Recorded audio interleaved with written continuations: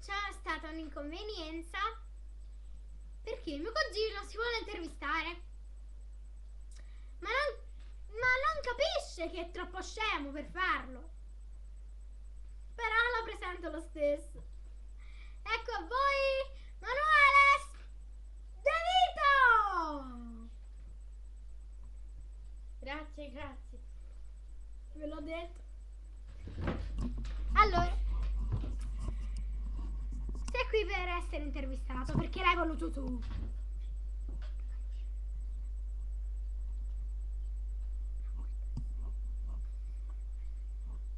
Giusto? Sì. Come ti chiami? Emanuele Cognome? De Vito, Quanti anni? 11 anni. Da dove vieni? Da Napoli. Napoli? Sì, sono nato là. Ma vivi a Torre. Sì, vabbè. Dove vai a scuola? Diego con la Maria. Come vai a scuola? Non c'è male, sufficiente. Scusatemi, mi viene da ridere. Cioè, vai. Allora. Piuttosto. Va, non c'è bisogno che me lo dici. Si muove solo lui. Ehi! Allora, riprendiamo. Stavamo dicendo, ti piace andare a scuola?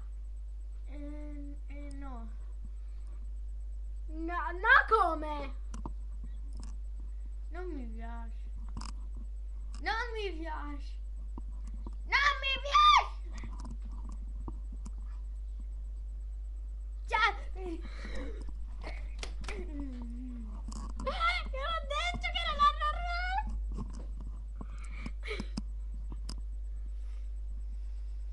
Allora.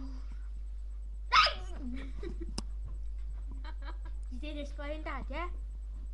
Non credo proprio, ci siamo divertiti più che altro.